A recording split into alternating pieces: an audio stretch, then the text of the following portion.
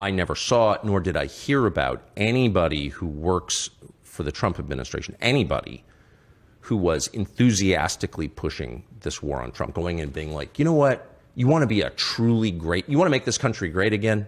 We need a regime change effort in Iran. And instead, there were a lot of cowardly people, as there always are, and Trump engenders cowardice in the people around him through intimidation. And there is a kind of quality that he has that's spellbinding, and I think it probably literally is a spell. And the effect is to weaken people around him and make them more compliant and more confused. And I've experienced this myself. You spend a day with Trump and sort of like you're in this kind of dreamland. It's like smoking hash or something. It's interesting, very interesting. And there may be a supernatural component to it. I'm not a theologian, but it's real. And anyone who's been around him can tell you it's real. You've been talking on your show about whether Trump is the Antichrist. I have not said that. On your show, the day after Easter, you noted he did not put his hand on the Bible during his swearing-in Correct. ceremony as president. You said, and I'm quoting, maybe he didn't put his hand on the Bible because he affirmatively rejects what's inside that book.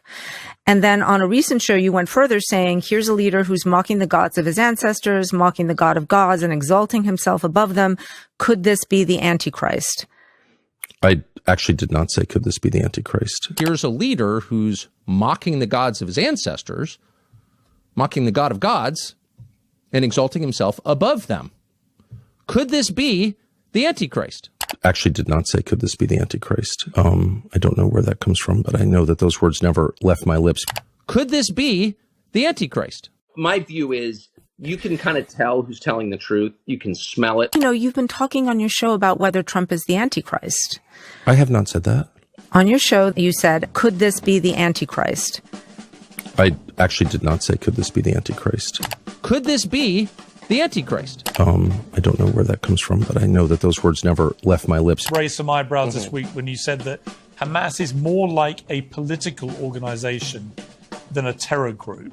Hamas is a group of jihadis. They're Islamic extremists, which they also claim constantly, which I don't know if that's true, by the way. It seems more like a political organization. I didn't say that. The future that I imagine is not a future in which we're yelling at each other about race.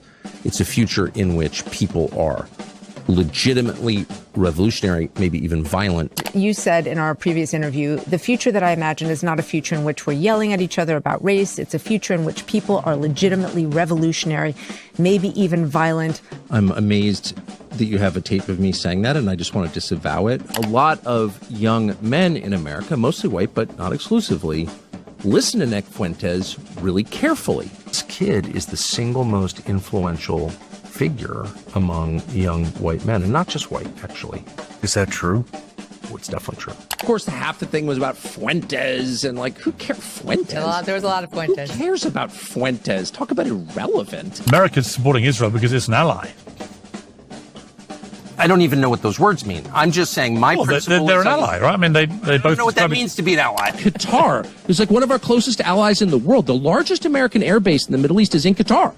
They're a close ally of ours. I come to Israel and the infrastructure, we were flying in, and I said to my buddy, I was like, man, first of all, it looks great. I love the agriculture in Israel because it's beautiful. I love green. I love plants. I remember when it didn't look like that. Yeah. First time I came in 53 years ago. It's great. Israel, which is one of the single ugliest countries in the world. Nothing of beauty has been built there since 1948. Sorry, I've been everywhere in that country, and it's true. Let me get to the nub of the question, since, again, a lot is at stake. A lot of money is at stake. Land is very valuable. Israel has a lot of resources. We have a huge country. This is a country the size of New Jersey with no resources. An attack on Western civilization looks like this. It's tribalism. It's identity politics. It's DEI. It's whatever. It's Zionism. It's any belief system that begins with the understanding that one group is morally superior to other groups. Well, just on principle, like every other group in the world has the right to its own homeland except white people? Like what? JD has been subject to, this is well known, but I'll just confirm it, nonstop treachery. Accusing people of treachery, so I'm wondering, who do you mean specifically? I don't know the answer to that. I've never worked there. So if you don't work there, you can say, you can say what you think you know, but it's hard to really know. If I was telling my kids, if you think someone's lying to you, you're right. Hey, it's Tucker Carlson. You often hear people say the news is full of lies. But most of the time, that's not exactly right. Much of what you see on television or read the New York Times is in fact true in the literal sense. It could pass one of the media's own fact checks. Lawyers would be willing to sign off on it. In fact, they may have. But that doesn't make it true. It's not true. At the most basic level, the news you consume is a lie of the stealthiest and most insidious kind. Facts have been withheld on purpose, along with proportion and perspective. You are being manipulated. How does that work? Let's see. If I tell you that a man has been unjustly arrested for armed robbery, that is not, strictly speaking, a lie. He may have been framed. At this point, there's been no trial, so no one can really say. But if I don't mention the fact that the same man has been arrested for the same crime 6 times before, am I really informing you? No, I'm not. I'm misleading you. And that's what the news media are doing in every story that matters, every day of the week, every week of the year. What's it like to work in a system like that? After more than 30 years in the middle of it, we could tell you stories. The best you can hope for in the news business at this point is the freedom to tell the fullest truth that you can. But there are always limits. And you know that if you bump up against those limits often enough, you will be fired for it. That's not a guess. It's guaranteed. Every person who works in English language media understands that. The rule of what you can't say defines everything. It's filthy, really, and it's utterly corrupting. You can't have a free society if people aren't allowed to say what they think is true. Speech is the fundamental prerequisite for democracy.